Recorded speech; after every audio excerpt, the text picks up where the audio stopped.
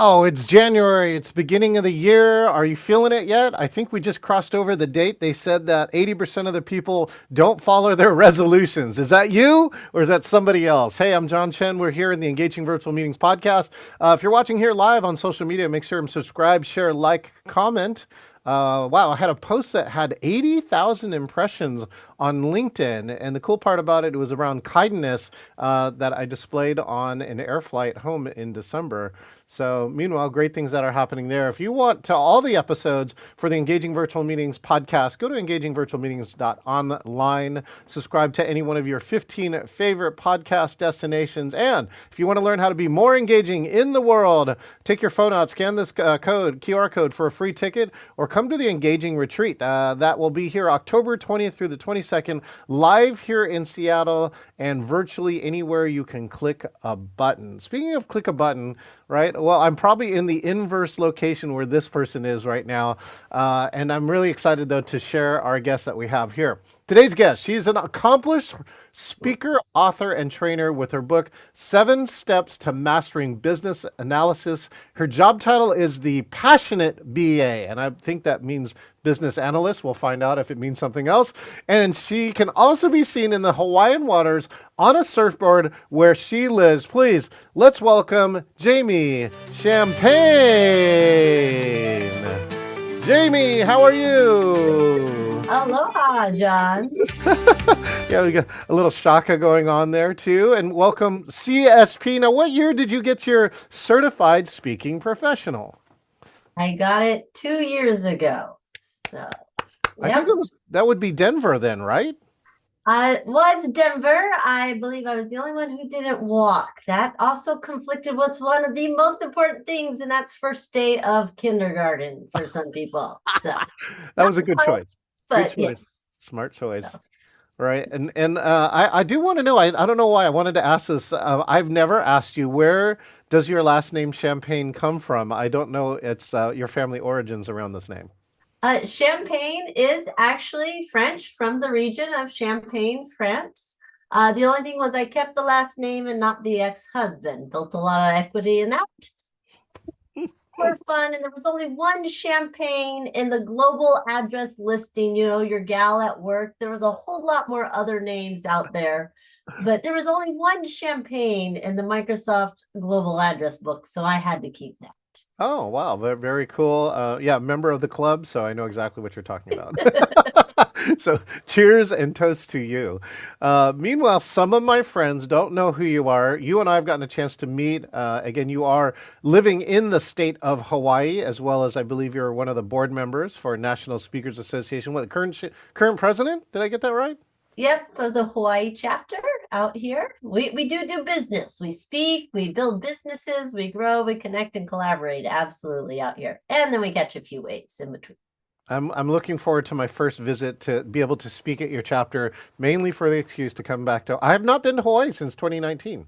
So wow. Yeah, we have a great growing chapter out here, lots of interest. And the best part is we have events when people come to town. We're pretty easy that, drinks with little umbrellas over the sunset on the Hawaiian waters. We try to keep those events pretty easy, but we happily welcome all guests here, to at least give your accountant the calendar invite and we'll buy your dinner. So, gotta come for a week or so, for that good business meeting. Genius. All right. Well, Jamie, a few of my friends don't know who you are. So why don't you just take this moment and share who you are and what you do in the world? Sure. By title, I am a passionate business analysis professional. Business analysis, that's all about getting the most value out of all you do. So we make sure that we're doing the right things for the right reasons with the right ideas behind them. So background, but easier, is project management. I'm a techno, I love playing around with all the gadgets and technology that comes out. And I've been out here for over 20 years in Hawaii, but get to do that business analysis, project management, change management work. Mostly, though, I like to help people get the most out of their technology. It's a tool, but it's not just how you use it or what you use it for, but, maybe why we use it. And I love seeing teams do great things. All right. Well, talk to me. If I'm a big tech fan. What's the latest tech that you are looking at, seeing at, or playing with? It's funny, someone just shared with me some of the publishing because so much of the self-publishing is now available in the hands. But we've got some lean publishing. I'm playing with how to co-create, works of, nonfiction here, so publish a book, but with community input and, that collaborative view where it's more open. So it was just the new thing I learned about this morning, literally on there. And my other thing is perplexity and tasks. I've been playing around. We're getting some fun with perplexity, helping me out with my daily tasking work. It's kind of fun. Do you have an example to share? I have never done a task per se on Perplexity. Well, an easy one for speakers here real quick is going through and how we're learning how to use AI to mine for speaking opportunities and connections.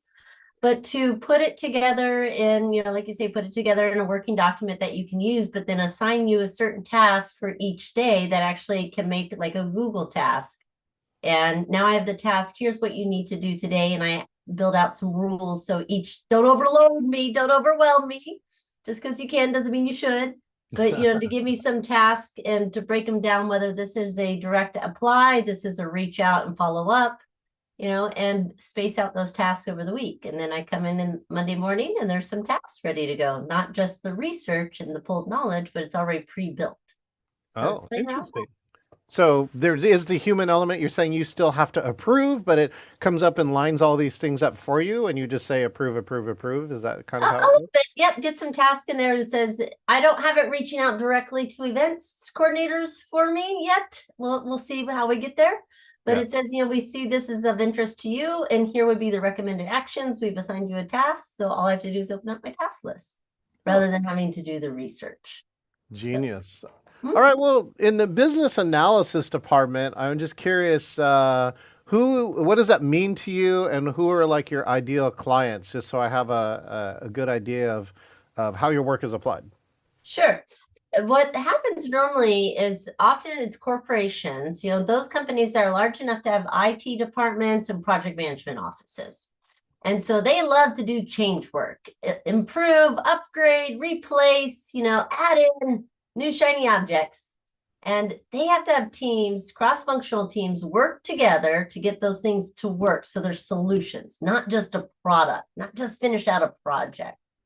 So where the business analysis comes in is, are we doing the right projects? This is the right thing we should be changing. We ask a lot of upfront questions.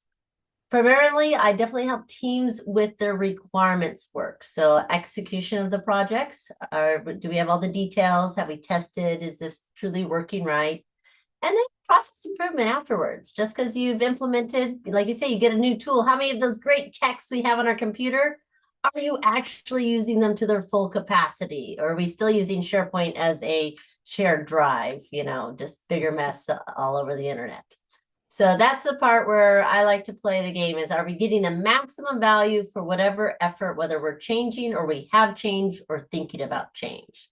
So again, normally those cross-functional teams, and I think that's where I say loved collaborating with you and chatting with you, John, because to get people engaged and excited, because a lot of them are working virtually these days, for sure.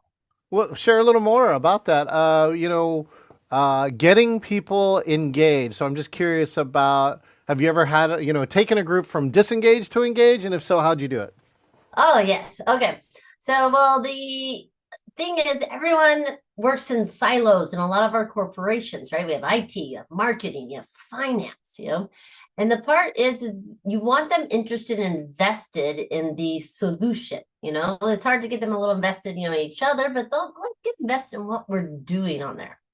And so the biggest thing on what I love to do is, to be honest, John, is to do less. The more you can get them doing and get them bought in and them leading the session. So easy trick. We rotated who was leading each of the weekly meetings, just rotating. Then they all had a little bit of buy-in. And it became a friendly competition because one time someone started to play a little game. Someone else did a little you got to guess the clue. And then by the end of a few months, man, it was like a full-on competition. Who could make the most exciting? I laughed because all I was kind of like, here's the invite. I'll show up. I'll see what y'all are doing. But that's been my biggest aha is when you can get them doing the work and you take the pressure off you, you just create the space. And I think that's, finding out what they need. It's not always known up front. I gotta kind of learn it as you go, what they're comfortable with. But simple things can lead to great results. Well, I think the simple thing there is again engaging people, and why be the person who talks for 60 minutes in a meeting? As soon as they start talking, they have to be engaged, right? If you make them a leader of the meeting, that's another thing that I would do or suggest to people is give people a role, even if it's just monitoring the chat. Just by giving them a role, they now have a responsibility, so now they feel like they got to pay more attention to what's going on. And then you get to see hopefully some of their genius inside of there, or if they have a competitive environment, then you use it to your advantage to, and again, to I think somebody actually shared with me, competition is to compete or conspire with each other.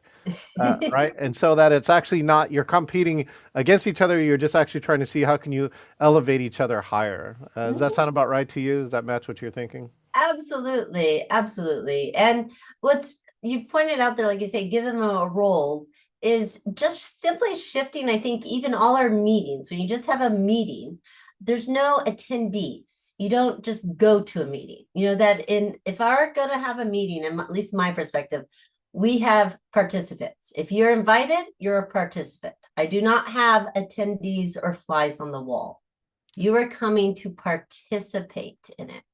And it's hard in some, I will tell you, especially like corporate cultures, there's that obligatory CC line. And it's, I tell people, I don't do that. If you're coming, you have to work. If you're not coming to the meeting, I'll send you the information afterwards. Yeah. And that normally can just, shape the session so that you actually have full active participation by everyone there. Well, that's an important aspect too. I don't think people recognize it's not just inviting people to the meeting, it's disinviting certain people not to be at the meeting, right? And so you actually have the right people to make a decision and not an excessive number of people inside the room. So I do think that's important. Now, you said something that was interesting though, that your people like change. That's not normally what I hear from most people. Most people hate change, right? So I'm curious, like, how do you determine if a culture likes change, and when is it good for them, and when is it not good for them? Oh, well, the culture eats your strategy for breakfast every day. So, paying attention to that is important. And in the pieces, I think here is like watching how we generalize, because a lot of people say, I don't like change, but they'll watch traffic and change their outfits every day based on weather. And, if there's an accident, we change constantly.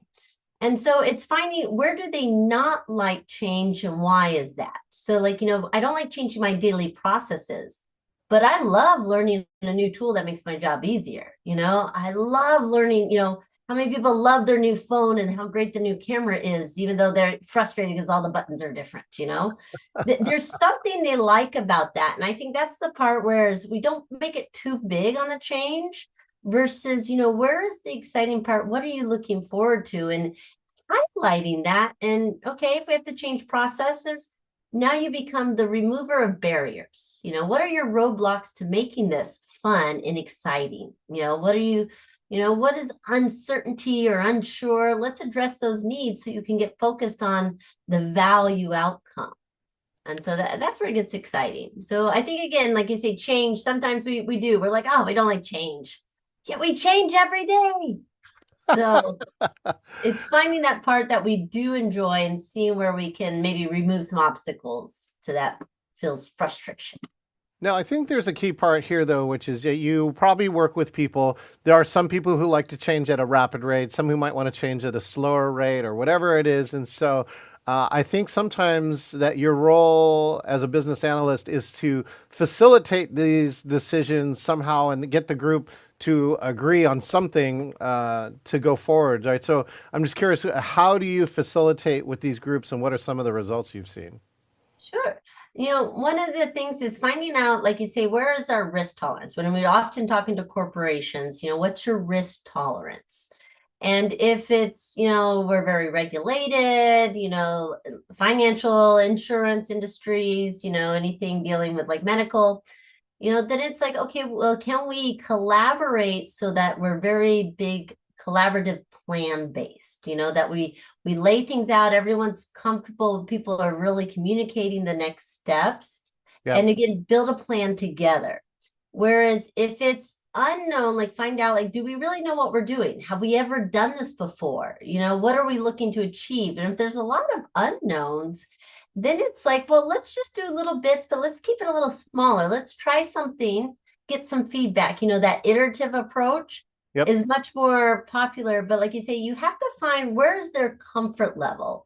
And it's not so much comfort with change, but then like comfort with what we're changing, who we're impacting, what this could mean. And, like you say, and help them get a little, I think the quick wins are always great. And sometimes we need to see those, but again, they need to do it. They need to see it. They need to feel it. And once you can help them find that space, they do it, then it becomes momentum and you can just keep running with it. What's one of your favorite stories of collaboration you like to share? Oh, collaboration. Let's see. Favorite stories on this. Okay. I think, it's been fun is that doing like training classes. We attend training classes online. And, as a facilitator, one of the fun parts for me is when they do their teach backs, or you create space. So here we've talked topics, we've done exercises. All right, now it's your turn. Pick a project and let's see what you come up with. And what I loved on this is for prepping for each individual presentation, they started setting up Zoom meetings with each other just to practice. They're like, I want to show you what's going on. Can you practice and give me feedback? And what was neat was, this was a small class, but even just that, doing that training, watching them work together and hearing the feedback from their managers that like, oh, they're practicing, they're trying to get ready for it. I was like, really? I was looking for, a 5-minute presentation, keep it easy. But they put some heart into it because they wanted to make sure they were demonstrating and they saw the power of feedback loops. And I think that's the part where sometimes, especially again, depending the corporate culture you're in, or even, like you say, our ethnic and our regional areas, are we comfortable with feedback, with openness? And that can feel challenging in some places, but to like get on a call and say, John, I've got an idea. Can I just bounce something off of you? Just open feedback idea. Mm-hmm. And to have seen that happen, in little pairs and small groups to prep for the team meeting, it really, challenged me to think, okay, what can we do so they continue that same process with all their work? That they call up and bounce ideas off each other? Do they have whiteboard spaces? And they kept using the Miro boards in that case, playing with those. Yeah. So the collaboration tools are always my favorite. I love online collaboration tools. Okay, cool. Let's see. So, what did you do? Now, let's go back to March of 2020. So you may have done a lot of your work in person. So in March of 2020, what happened to you and how did you deal with it? Actually, one of my biggest things was, because I remember feeling so bad. So I've got published courses on LinkedIn Learning. Yeah. And we were prepping to record one, and I got deathly ill. I was so sick. It was like the worst flu I ever had. I had to call them and say, I cannot come out next week to record because I'm like flu. And it was really funny because like 7 days later, then the entire world was shut down. So I'm not sure if that was a precursor. I got like the pre stuff. But what we did is we figured out how could we still record all this training? We had prepped, we had scripted, we had exercises, but Jamie can't come there and nobody can come to her house. So it was, how are we going to do this? So it was fun because I say fun because it was a big learning experience. Though, how collaborative we could be to have a team. So we had a director, a producer, a lighting, a sound guy. And they shipped equipment to my house. Yeah. One gal recorded videos how to put it together. So I'm like watching and trying to, where's A plug into B? I have no clue what I'm doing. Yeah. So it was a crash course on how do you set up lighting? How do you set up a camera, a teleprompter? Trying to figure out space in my own house. Where are we going to record this? No one had pretty virtual backgrounds or green screens we could use. So it was a quick switch, and it was great because we had Zoom and Blue Jeans. If anyone remembers old Blue Jeans, that was one of Oh the yeah. collaboration tools. Blue Jeans is actually gone now. Yes. Just to date ourselves, but yeah, Blue Jeans did not make it post-pandemic. Interesting. But like you said, we had 7 people in different locations. Right. I'm on site with all the equipment. Right. But to realize that we took an iPad and I had Zoom on that and I could walk around the room to show them, here's what you're looking with. Yeah. But the team was all on Blue Jeans and they could control the camera remotely with the software. Oh. So it became about how much could we do? Not the part of, oh, we can't do that because we're not there.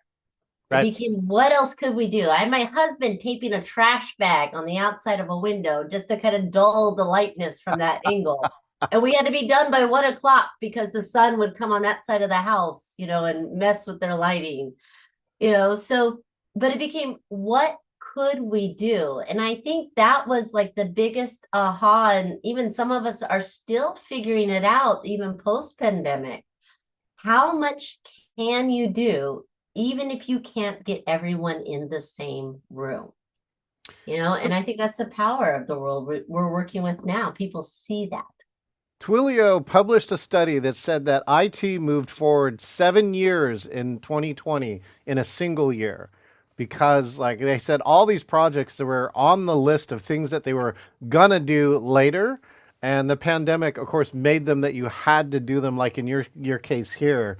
And so I don't know, what do you see as either the benefits and maybe the challenging after effects of such a rapid amount of change for a lot of people? Oh, I have to admit, and so I love being around like you, awesome people like you and others, that I was one of few people who got excited that first year because we were finally using these collaboration tools. We were finally going, Teams, you can chat, there's Slack, and you can have a meeting real quickly and informal. We're sharing documents, Google Docs. Finally, people figured that out, So I was actually super excited that first year because I've been trying to get people to adopt them in the workplaces. Yeah. And here it was, they finally saw the power of them. We put them in an environment. So for me, over that first year, that was there. But the part now I will tell you is I'm seeing challenges with all the back to work demands, and now we're hybrid and it's like 3 days a week schedules.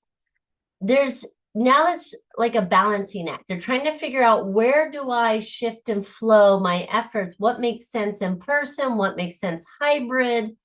And how to still take that value we learned out of the digital tools and apply it in these mixed working environments. So like I always tease that, like one of my clients, yes, they finally figured out Microsoft Teams when they fully came back to the office. And now they're having meetings while they're sitting next to each other in the same cubicles, but they're on Teams, and I'm like, next to you. You can talk to them. It's okay. But so they're like, how do they adjust that flow? But we're now working with offshore developers. We never did that before, but now we do that. How do we continue to make them feel part of the group that has come into the office, and keep that same rhythm when everyone was remote. So I think that is now our challenge here, is now how do we ebb and flow? That we swung the pendulum one way. How do we find that nice balance so we can continue to gently swing in the day-to-day? Well, I think that leads right into this question, which is, in this balancing act, what do you see in Jamie Champagne's future? Let's go 5 or 10 or maybe even 20 years. What's something you think you'll see in your work lifetime, or you would love to see, like a wish, in terms of technology and collaboration? To me, it's more interactiveness that with the teams, that like remote teams, hybrid teams, to be in a room with a few people and have other, remote teams. But what I want to see is more of this technology in that we're building right away. We're not just discussing. There's a lot of work where teams come together, they get great ideas, they might document something, and it seems like it takes a little effort to get rolling. Yep. Versus co-creating. So, I'm not sure if it's like, like I'm picturing like holographic, 3D models. Like, let's model out these ideas and brainstorm, but in a 3D manner that's like can be halfway built by the time we leave the meeting. We send it off to the printer and, but everyone has a copy of it. That how do we have that shared creation space? Mm-hmm. So when we come together, we're building and we've got space in between those times is to analyze and evolve. And that co-creation, I think, is the interesting part. That, like I say, just the technology possibilities are. Okay, have you seen the new Tron Ares that just came out? No, do I need to watch that one? Well, they have laser printers that are like actually laser printing like people. Okay. And they're printing, like extensive things in the real world, right? So it's kind of Mhm. like they use lasers as the three-dimensional, and they were able to print, like a car and a truck and a tank or something like that. I don't know. Oh, well, like you say, like it's the possibilities there. And, it's like, why are we meeting? Why do we get together? Why are we working in teams? What's the point of that? Right. It's often to produce. And so it's like, how can we do that more live? Like to business process improvement efforts. Can we be analyzing them live while it's happening and see that data, a more That's the one I want. like you Yes. say, the experiential data that you're experiencing it, seeing it live move through and go, okay, yeah, right there. There's our bottleneck. See how it keeps backing up? But then you still use the creative insights of the team to say, all right, what could we do? Not everything's just, on the books or, paper. Let's get creative.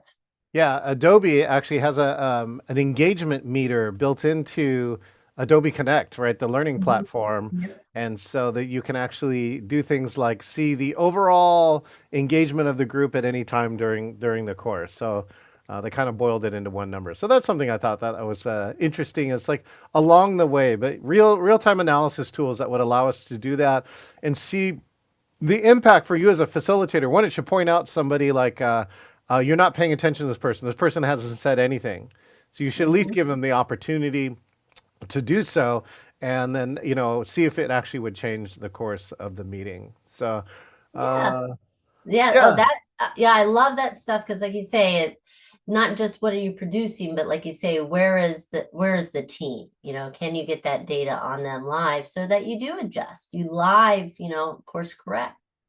exactly. Well, interesting future goes along with that. All right, we've come to a part of the interview known as the speed portion of the interview. While we've been chatting, I've been writing questions, and so your job is to answer these questions as quickly as possible. And of course, I'll play some fine noise play after that. All right, are you ready, Jamie? I'm ready. Let's see. Okay. Favorite AI prompt? What question have I not asked you that I should be asking you? Oh, good one. I'll have to try that out. My favorite AI prompt recently is don't write me, don't ask the question, write me a prompt to ask me the question. And it'll actually spit out some gigantic prompt that I would never have done it. Okay. Yep. Favorite cross-functional team you'd like to give a shout out to? Oh, I would say favorite one, State of Hawaii, their whole IT team. I'll tell you that. And is there a reason why? Is there just curious? There's a lot of groups they got to work with to support. So I'm gonna give them, definitely the credit. State of Hawaii might be small, but man, we're mighty. And five islands or whatever, 5+. Okay. Biggest tower that looks like a silo. Biggest tower that looks like a silo? I don't know. Why do I think of like the Simpsons and their two little nuclear power plants? Okay, that's fine. Doesn't have to be in the real world. You just were talking about silos. I was trying to think about a silo you might have known in the world. Okay, the most unexpected thing that has ever happened to you in a meeting. The most unexpected was the first time somebody said that your 8-hour training was too short. When are we going to have more time? That's good. 8-hour virtual training too, right? Yep. Oh my Yep. It God. was too short, they said. That's okay. Best cultural practice. You said culture eats right for breakfast. What's your best culture practice you've seen? Show up with food. You want people to participate? Show up with food when it's in person. Wow! Yeah, you're in Hawaii. Like food is a big deal too, I Oh, believe. all the project managers here that like work on the mainland and come out here, they're like, Jamie, you didn't tell me we have to have a food budget. You've got to have a line item for your food budget. Yeah, Yep. big line item. Okay, great. Best facilitation tip.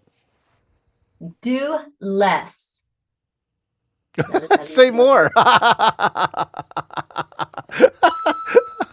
do less. Yeah, hey, you want a short, simple answer, but yeah, honestly, the best facilitation tip is do all your work pre and post session. Do as little as possible during the session. But if you focus on everything you can do prior and post, you will let their participants be engaged, facilitated through their work. Jamie, you'll love this. I actually got that lesson from through mountain climbing. I've actually have three summits on Rainier and one on Denali in Alaska. And I asked one of the times, I asked one of the guides, I said, how do you, get so strong and like get so, prepared for this? And they said this, well, basically, John, we're lazy. And I was like, that was not the answer I was looking for. I'm like, what are you talking about? And he goes, we work on techniques to use the least amount of energy to get from here to here. So we have the maximum amount of reserves left to do whatever else that we might have to do as guides. And I'm like, wow, that's like genius. That's some genius Mhm. stuff I learned around there. Okay. Your favorite collaboration or your best collaboration technology tool? Right now, it's probably Miro and the AI features in there. Oh, what are the AI features in Miro? I have not kept up with Miro. That is not one of my always used platforms. Well, both Mural and Miro, they're close enough, of course, but Sure. they have great ones in there. But when you're doing like the virtual sticky notes, it'll Yeah. actually organize them by sentiment. So positive, negative, neutral, and it'll color code your sticky notes now red, green, and yellow. I love the like Mural has the agile coach. It'll go through and call out your action items from your retrospective and build Wow. out that list with more sticky notes, but then the team can prioritize and build them right in their backlog. Oh, So Jamie, I feel like don't you feel like you earned your paycheck when you show this to a client and they've never knew this existed? yes. Oh, my favorite thing is I love showing these tools because especially corporate clients are like, yeah, we have this. How come we don't have this feature? Like everyone, like if I see another corporate client who has Microsoft with Copilot turned on, Ah, but the IT didn't connect it to anything, like that is like that's the bane of my existence right now, John, is to help it when I say maximize the value of your investments. It's like you've connected it, but you didn't allow it to go to the internet. You've got a wonderful, nice computer and you can't reach the internet. Let's see how well you can do. Like, this you this get is what kind of I'm like, all right. The metaphor is having a car and not putting gas in it, or having an electric car and never charging it.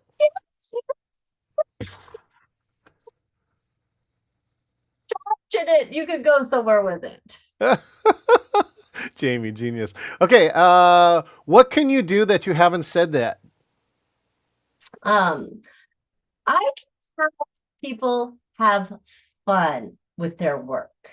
That's one of the best parts about this. When you collaborate and engage, people have fun accomplishing what they would call work tasks, Okay, that let's they do find it enjoyable to get it done. Now, what's the most fun you've ever had at work and got paid to do it? Personally, for me, I'm a nerd, and so to have a Friday where I got to spend like a couple hours working on requirements and as a nerd in me, requirements traceability, doing the details, building test cases, that was fun, and I still get teased about playing around with spreadsheets of requirements. But to be honest, as a team, we played, the good old heads up game Oh where you yeah, gotta, yeah, yes, yeah. we did an entire lessons learned session. I was asked to facilitate for a project. Had a hard time through it. They kind of suffered through it. Team was a little not in the best morale. So we play heads up, a format of that to elicit out the lessons learned. Oh, Everyone had so much fun. And like I say, again, success criteria. Jamie, when are we going to do this meeting again? Because we got incredible insight, wonderful way to rethink and look at the project that had just completed, but they had fun. They were laughing, they were cracking up.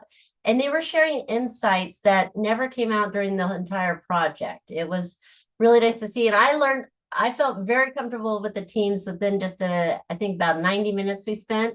Yeah. But man, they had fun and I had a good time. And it felt so good. But So that's did- what we did. We gamified it. Yeah, I have a version of Heads Up that I was able to get that has like a whole bunch of stuff. They had a special on it, and we played it after my conference this year in October. You know, this is after 3 full days of a conference, right? That I'm in charge of, so a little loopy. And all I remember was crying, laughing. Right? We were all crying, laughing. Like the 8 people who were, you know, on crew and or who are in the after party. For those who don't know who is Heads Up, I think it was made famous by Ellen DeGeneres. And you basically just put an item on your head that you can't see. Everyone has to try and get you to say the word, but they are all saying other things to try and say that, except you can't use the word that's on there, any of the words that are on there. So. Yep, a great way, John. Take all your meeting transcripts and throw them into your favorite AI tool. Ask it for some of the best words of the most struggling moments, the challenges. Let it spit out all your heads up cards, and now you have some fun and you see what people really thought, what they really felt, and you know why avocado made you think of the project manager. And that's all we thought about, you know. So, but that became the word, and they saved the day, you know. Jamie, I love that. I don't know if I've ever used Heads Up as in a facilitation piece, but I will now definitely put that in my pocket. I do know that it's useful. All right, well, I got one last thing here for you, Jamie. If you could get people to magically remember one thing from this beautiful interview, what do you think that one thing would be? Facilitation starts with facile, make easy. But the challenge you have, if you can always remember, can you make it easy for everyone to participate? How easy can you make it for them? That'll lead you to success in all your virtual meetings and events where they will actually be engaging virtual sessions. Genius. Well, mahalo to you, Jamie. For those who don't know, that's thank you in Hawaiian, right? So mahalo, Jamie. Thank you so much for joining me here, and I wish you a great 2026. And again, hopefully I will see you one day on your islands. Absolutely. All are always welcome to always connect with me on LinkedIn. That's where I love sharing more. And like you say, I love learning more. These are just the tips of the icebergs here with these wonderful tips that you do, John. And like you say, I think we all get little ideas and inspired, and that's where they all come from. And I have that beautiful book up there in the corner, is literally over here in my desk pile right here with about 75 sticky note tabs for great ideas. So again, this is what we do. I love sharing these ideas. Thank you, Jamie. And look forward to the next book. It should come out hopefully this year. We'll see if I can make it this year. The new engaging meetings will be back, and we'll give you hybrid and in-person practices. All right? Outstanding. Jamie, thank you so much. Aloha! All right, let's see. We've been talking with Jamie Champagne, Certified Speaking Professional, CSP, in Hawaii, and her best tip was facile. Make it easy. Stop making it so hard. If it's hard, you're probably doing it wrong, says Jamie, and think about a way that you could do less and make it easier. Speaking of doing less, you can subscribe, share, like, and comment if you're on here. You only have to give one comment sometimes. I just want to give a shout out. Actually, our good friend Robin Hailstone Kelly was here from Issaquah, Washington. Thanks for watching on Facebook. And in addition to that, if you want all the episodes, a new episode comes out every Wednesday here at engagingvirtualmeetings.online. Subscribe on one of your 15 beautiful platforms. And if you want to learn how to be more engaging, the 2025 retreat was the best ever, twice the size. Everybody raved about the education. And every attendee, actually, we flipped the stage, got on stage. Every attendee will get a 5-minute video on a main stage with 4 cameras on them. And more importantly, you get 3 days of looking forward and coaching and information about how to be more engaging in the world. And the last piece here is if you want to be like Jamie, then go to engagingvirtualmeetings.com and go /meet, select interview, and you too could be the next guest here on the Engaging Virtual Meetings podcast. Mahalo and aloha. We'll see you next time. Don't we start people and keep old people? Show you got heart.